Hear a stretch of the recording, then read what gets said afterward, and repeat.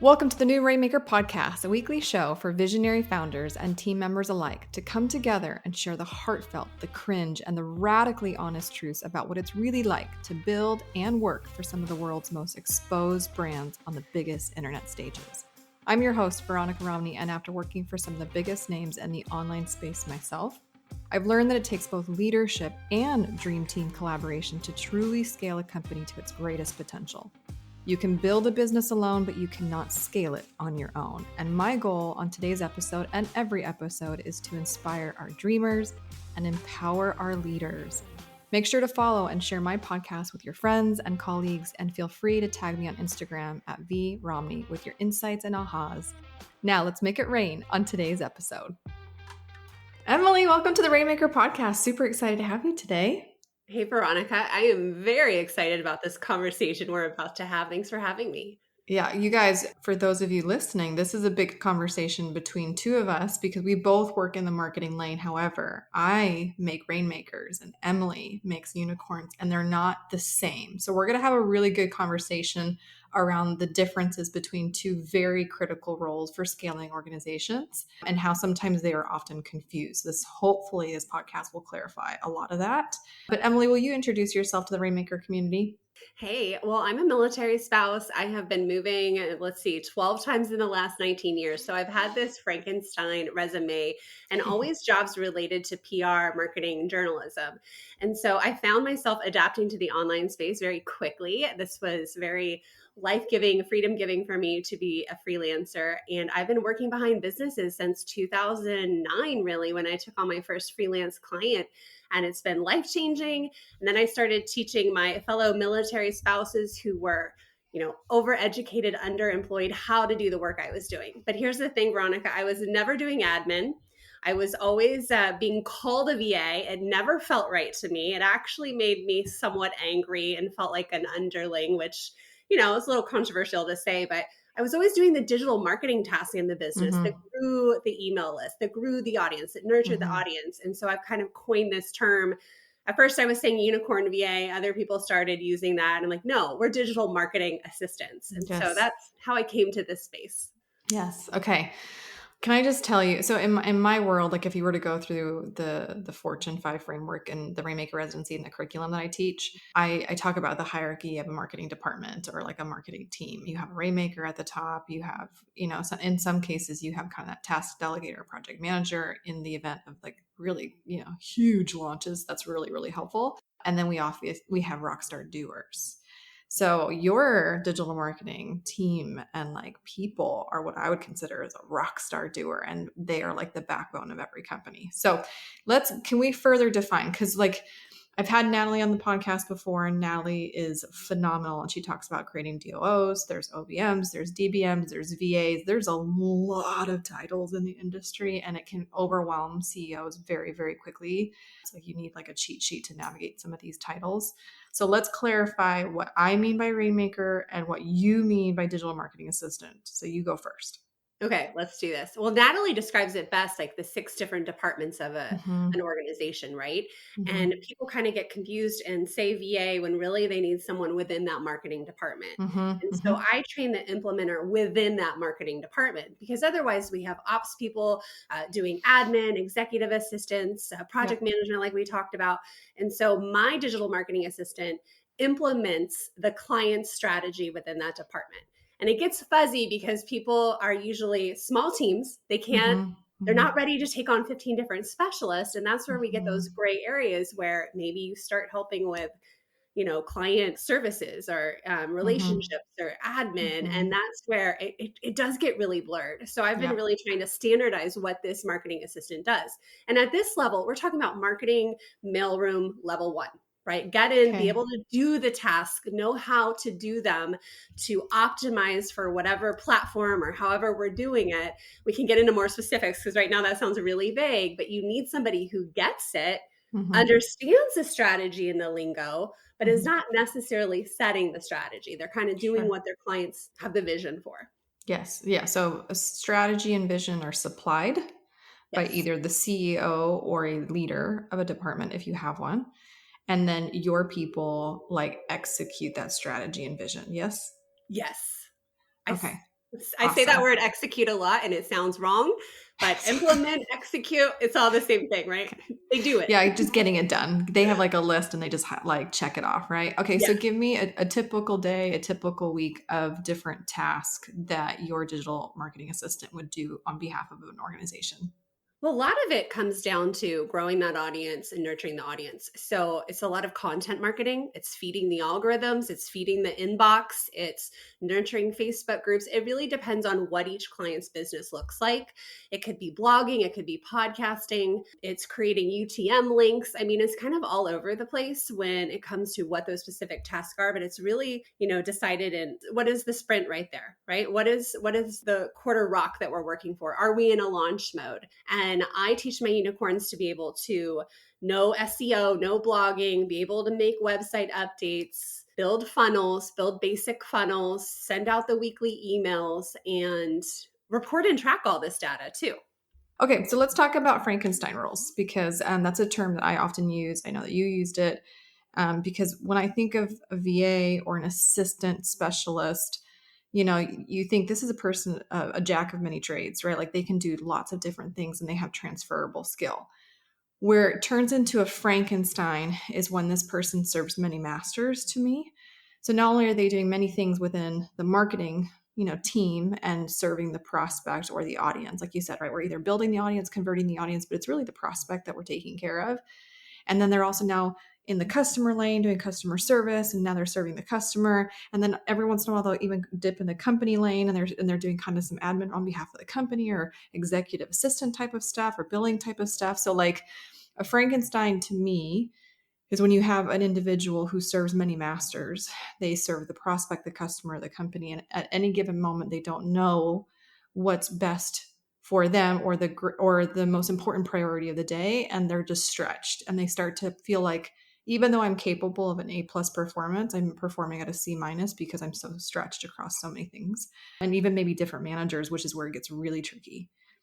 But an assistant who stays in one team or one lane and they just serve the prospect or they just serve the customer or the company, that's really helpful. Like a Swiss Army knife that can be utilized in many ways. So, like you said, helping me with my funnels, helping me with my blogs, helping me with UTMs, like that's all very prospect centric activity. And that's awesome because they can do many things in one team. Yes? Yes. Oh, totally agreed. And what I see is a lot of people trying to take an admin assistant, Yeah. and I would add on to that with my version is expecting task outside of scope from someone who has Mm, no training and no knowledge, and mm, then they can't do it well. And I recently was looking at two friends' businesses and doing an audit, and they had people who said they were doing mm-hmm, things, and I went in and looked and they're not doing them mm-hmm, well, and it's like throwing money, mm-hmm, out the window mm-hmm, really mm-hmm. by having the wrong person doing these marketing centric tasks. Yes, yes. Okay. So we're on the same page. Your people stay within the marketing team, marketing lane, serving the audience, the prospect, and they have a lot of transferable skills. They can do a lot of cool stuff, but they're still very focused on that one particular pursuit. Now, let me clarify what a rainmaker is because this just happened to me yesterday, Emily. I was just on a call. Somebody filled out one of my forms so that I could match them with a prospective rainmaker. Like this is a CEO who's coming to me saying, I need a rainmaker. And 90% of the time that I'm on one of those phone calls, what I'm trying to make sure I understand before I just hand them a list of Rainmaker prospects is that do you actually need a Rainmaker and what the difference is? And I actually recommend them to you based off the conversation. So, Rainmakers are not doers. Not to say that a Rainmaker doesn't get his or her hands dirty, but the goal for Rainmakers is it's like 80% strategy, 80% people management, 80% holding everybody accountable and like being held accountable to the revenue that comes out of the marketing lane department. They're not doing. So when I get on a call with somebody and they're like, well, I really need somebody to help me with my social media. I really need somebody to help me with all these crazy tasks because I'm not happy with the current vendors I have and I just want to bring it in-house. I'm like, okay, hold on. Do you need a doer that is implementing, executing, or do you need somebody who you can rely on to manage other doers and hold the strategy and the vision for the revenue generating activities that come out of marketing lane? Very different.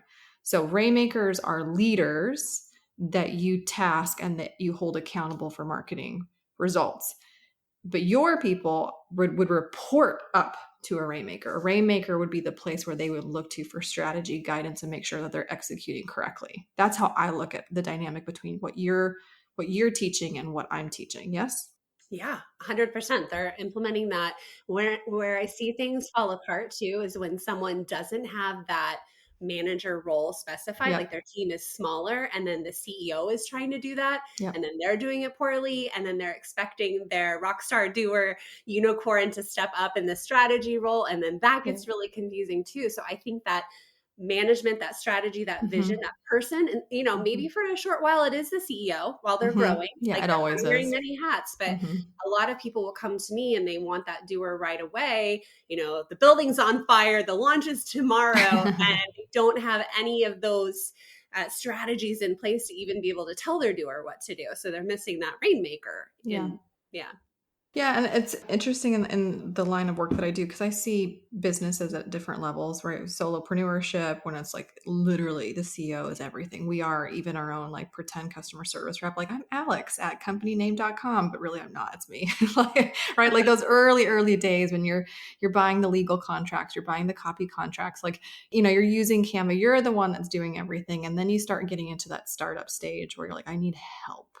So then you start bringing in part-timers, vendors, assistants, like then now I'm not doing, but to your point, the CEO is still the, holder of the strategy. Like it's still like, it's my ideas, it's my products, it's the launch that I learned about by going through this course or attending this mastermind, and then making sure I have people around me to do it. So I don't have to like do all the things.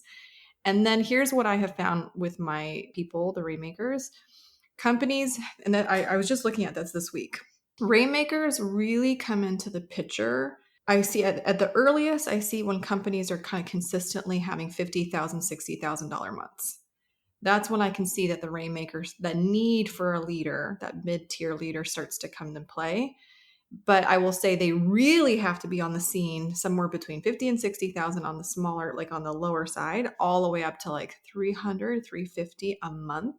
So 300 and $350,000 a month. That's the kind of the spread in which I normally see Rainmakers enter the scene because assistants are already on the scene first. And then Yeah. to your point, where I feel bad for the assistants is that they're being asked to be a Rainmaker because there's the absence of a Rainmaker. And Yeah. that's not fair, right? No, 100%. Yeah. So I just think it's really interesting because I feel like your people are so critical and they're usually the first ones on the scene, but it's also like we need to teach them to like not only have like, hey, we're out of scope, like having that like boundaries conversation with their clients, Right. but also to even inform the CEOs like, hey, we're at a point where we need to bring in that mid-tier manager. Maybe you shouldn't be your own CMO anymore. Maybe you shouldn't have to be your own marketing manager anymore, because I don't think CEOs are even aware at what point they tip the scales to needing that. Well, I feel like I see two different types of people. The ones who want nothing to do with marketing, right? Sure. Like they just want to bring in the help, they want to focus on their craft. And then there's those who maybe it's three, but they think they know, but because Mm-hmm. they took some course and they're Mm-hmm. probably, hopefully listening to this podcast, realizing Mm-hmm. like a Rainmaker will help me get to that next level. And then Sure. I think there's a lot of people, I think you said that come from marketing, right? Mm-hmm. Mm-hmm. Who are the Yeah. visionaries. Yeah. Well, if this is a face forward CEO, they are absolutely a marketer. It was their marketing savviness. It was all the online courses they took or the examples that they had by their peers or the people they worked for. So they are marketers. They're the ones on social media. They're the ones that wrote the first email copy, or email newsletters Yeah. that went out. Like they're the ones that wrote the sales page. And so handing the reins of marketing execution or marketing leadership to someone else has some pain. So let's talk about setting your people up for success, because if there is a CEO who's listening to this podcast and goes, okay, thank you, Veronica and Emily, I'm now clear. I don't need a Rainmaker. I actually just need a digital marketing assistant, or vice versa. I actually need a Rainmaker. I'm at that revenue size. I'm at that level where I don't want to be my own CMO, right? So hopefully that in the early part of this podcast, they can identify which person do you need first, or where have you grown to? Now, if they have a digital marketing assistant and that's what they identify as what they need, how can they best treat their digital marketing assistants to get the most out of that player? Because that's where it breaks my heart, because they're brave enough to invite people to the table and Mhm. they don't know how to manage them and they don't know how to work with them to to making sure that everybody has their brilliance, right? So give me the pros, the tips of like, what is the best working relationship for a CEO with a digital marketing assistant? Well, it's going to start with something very unsexy, and that's a plan. Okay. Is having that marketing strategy, those promotions in place ahead of time. And I know we don't all, have everything organized for 2023 yet, but like having that plan will set our, work schedule and prediction will help us work backward. And I think the number one mistake I see is people waiting through the last minute. It's total chaos. And then that really burns through the assistants too. I mean, you've talked about a high burnout rate and just expecting them to be on all the time, last minute all the time. I can remember I had a big client who didn't think about Black Friday. And it's the week of Thanksgiving. And I learned a big boundary lesson that week. But of course, I bent over backwards to help her. I'm like, this should have been planned out. This was no surprise. Black Friday is coming and everyone does a promotion. And so I think that plan, depending on what kind of system you use, but like clearly communicating your goals so you can figure that out. And then you can dissect the task and come up with, what are we doing this month? What are we doing this week? And there's also this sweet spot of just knowing what needs to be going on in the background at all times. I mean, we're doing this content hamster wheel, what time, like setting those SOPs, like how we post things, when we post things we do, we don't do, just like as being as clear as you can and managing those expectations. Okay. By the way, if somebody comes to you a week before Black Friday, Cyber Monday, and forgot that there was a big, no. I know. No. I'm like mad at myself for telling you that story. That was quite a few years ago. And we've all done it. Hello. Yeah. Yeah. Yeah. Like now I can use that as a good example. And what the heck? I mean, I was traveling and visiting family. I was out of town. It should never have happened. But to your point, Emily, it happens all the time.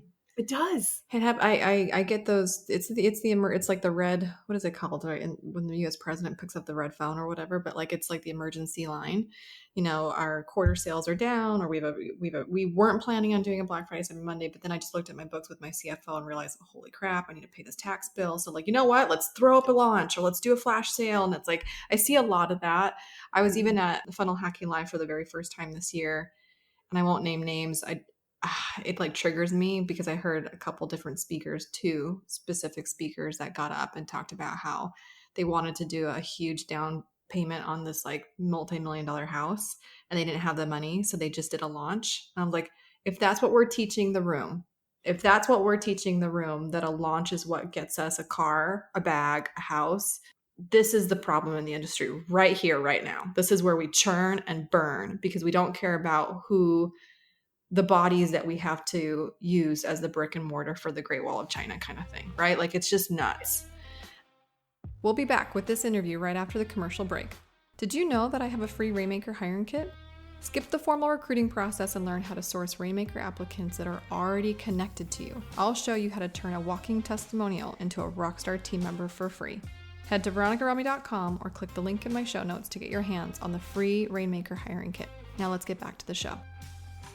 So we're bringing on a digital marketing assistant and hopefully either the CEO has some kind of plan or roadmap, or I will tell you right now that the Rainmakers absolutely will have a roadmap. That's actually all of my Fortune 5. The last Fortune is 12 months of marketing bliss and road mapping. So they're coming to you with a plan. They're coming to you with a roadmap. Then what happens from there? Because the other thing that I tend to see is where I just had a CEO say this at our event. And I loved how she put it. She's like dumping and running. She just, so here's the plan. And I dump it on somebody's shoulders or right. And then they just bail. And you're like, what happened? Do you need to approve this? Because you approving it the day before is not, I'm stressed, So what's the ideal frequency of communication between your clients and your assistants? Oh, that's an excellent question. I see that a lot too. And they almost expect their VA or their DMA to just run the business for them. Right. And it's so easy to become the bottleneck in your own business. Sure. So again, that Rainmaker middleman can help like facilitate that when they have your back and they can approve things. I definitely monthly meetings, right? Okay. I mean, it gets sticky with independent contractors, right? Because by law, you have to be careful about the amount of meetings you require them to go to. And not treating them like an employee. But I think you have that conversation with your team. I mean, it can rev up during launch modes. You can have special project meetings too. But I think that's a big mistake I see a lot of our, job leads and the business peers that are coming my way is they're not communicating, Yeah. and it's again, I think it really comes down to that plan and putting it on the schedule. And I try to teach my DMAs to kick off the call, have that leadership, like just treat it as you're an independent contractor. So treat it like that. Like you show up, but Yeah. eventually like my goal is that within this business, my DMAs really become, I don't want to say partner, but like part of that team, right? Yeah. And some of them even level up into the manager roles or project manager Yeah. because Yeah. they start to know the business so Yeah. well. But you can't expect that, I guess is my Yeah. point. Not everyone's going to know, they're going to be feeling you out and what is the culture of this organization? Like Yeah. how do we meet? So you got to set it off from the get-go. I think that one of the things that I try to teach my DMAs also is just to like provide feedback, a Mm. report and track your numbers. And we tend to do that monthly, but obviously that can come up depending on a launch. Like right now I'm in launch mode. We're reporting numbers every day, right? Just Sure. having that kind of check-in every day. So it can really depend. I mean, that's kind of my unclear answer. Yeah. Well, no, I think I'm glad that you specified because you're right. If you start treating somebody who's 1099 as an employee, we have a problem from a legal standpoint. I Yeah. have lots of lawyer friends we can talk to if you want to. But so I understand what you're saying there. I will tell you from the rainmaking side, as a rainmaker many times over myself in my career, that has been really hard for me because when there's the blessing and the curse of like remote work, right? So the blessing is that you can work with talent all over the world and not be limited just to the talent that's in your zip code, which is harder, right? Because not depending on where you live, maybe you're in the middle of nowhere or just not a Yeah. tech area. But the other disadvantage of working with everybody around the world is like the time zone differences. And so I remember before I started doing this thing where like I felt like I was everywhere doing everything. So I would try to adjust myself to manage my people when they were in the UK hours, Australia hours, the Philippines or Singapore hours, the US hours, even Pacific time zone versus Eastern time zone was really hard sometimes. Yeah. Because that just would mean that when my kids are eating, my Pacific, staff would still be very much in their work hours needing advice or feedback from me as a rainmaker. So one of the things that I do and that I teach the rainmakers in Fortune 2 is to have, I'm not even the originator of this idea. This comes from product teams and Scrum, but like it's the daily check-in, the daily huddle, the daily Scrum. So like 15, 20-minute meeting. And I teach my rainmakers do this. I definitely did this as a rainmaker. I have a daily, same time, same place, short meeting every day to talk about what we achieved the day before, what our goal is today, where we need support. And I require that for my staff, that is my employees. That's easy. Yeah. But what I do for my vendors and my contractors, because I cannot mandate when they come to a meeting, but it doesn't mean that I can't invite them. So I just make it clear to those outside of the organization that is in a contractor position, like if you need me, this is where I will be every day at the same time. So if in the line of work that you're doing, if you're stuck or you need any kind of support, instead of feeling bad or slacking me or emailing me and not getting a response, you can always find me at 12 o'clock on this Zoom link if you ever need some kind of support. And so they don't always come. Like sometimes the designer doesn't need me, the writer doesn't need me. But when they do, they come to me versus me having to go to them. And the work goes faster. It's kind of like when a teacher, like a professor, has teacher hours. Like every Friday, they have like that's kind of where I got the idea from and then inspired by my corporate experience. But that has helped me a lot to just say, this is where you can find me at all times because the chicks will come to be fed. You know what I mean? Like they'll come if they need something, right? I love that. That's what office hours, but I love that because it Mhm. gets you off all of the apps and communication channels, and you can just go get a fast, clear Yes, answer. fast. Yeah, I love it. Yeah, I pride myself on fast execution. It's just like where I thrive for sure. The other thing that I wanted to talk about is the reporting, the monthly, like all of that is just super, super critical. And I can't like to have a team member not only do the work, but then report on the results of their work is so critical. Oh my gosh, can we talk about that? Because like, I think so oftentimes that our CEOs or clients are not even aware what people are doing, let alone can appreciate the value that they're contributing. Oh my gosh, yeah. One of the modules in my course is covering SEO optimization. So we'll go Mm-hmm. back, be able to, it doesn't mean we're SEO specialists, but we know enough to get it going, right? Sure. To optimize and make sure like certain things are in your content. And I had a big business owner hire one of my DMAs to go back and help her with her blog because it just wasn't done right. It wasn't done by a marketing pro. And she just never reported to her. And I was so like, I kind of had my aha because to me it was obvious. Mm-hmm. And it wasn't a burning fire, it was a long-term project, but you still need to touch base. And I think the easiest point to do that is when you're sending the invoice anyway, right? Mm. It goes well together. But all she wanted to know was how many blogs did you get to? Yep. You know, just like any kind of, specific number. And Yeah. so it just killed me that that's happening. And I mean, I see that with Pinterest managers too, like not reporting things that are happening and what's working. And I think I train my unicorns to kind of just assume that seat at the table and Mm-hmm. say what you see is Mm-hmm. working. Mm-hmm. Point out things. I think that's how I have been so successful over the years is I saw little patterns and I brought it up because I want Yeah. to be a team player. And Yeah. I've seen this happen too, where don't assume anything, but if you're seeing something funky, not working, a funnel broken, like just bring it up. So it kind of brings on this whole like work ethic thing that I wasn't trying to open, but um yeah, I think it's so critical. And that's why also, using those UTM links in the right spot. So Yeah. we can see which marketing campaigns are effective, what's actually converting. And sometimes, I mean, I don't know if my team will ever listen to this, but sometimes they're like, why do I have to do this link and this email? I'm like, because Mm-hmm. this is Mm-hmm. our SOP, this is our Mm-hmm. system. I Mm-hmm. want to know. And then I can go back through my launch and say, this particular case study converted, in 3 sales. And like, they need to understand the ecosystem of it and seeing those numbers, reporting those numbers. I think it just starts to click and helps them level up and see even more. Yeah, no, oh my gosh, yes, yes, yes, all the things. I cannot, yeah, it's so critical. And here's the thing, guys. If you're a manager, you're a CEO, and you see an individual contributor, a doer, starting to show the proactivity of proactive reporting and proactive result sharing and proactive, like, hey, I found this thing that was broken.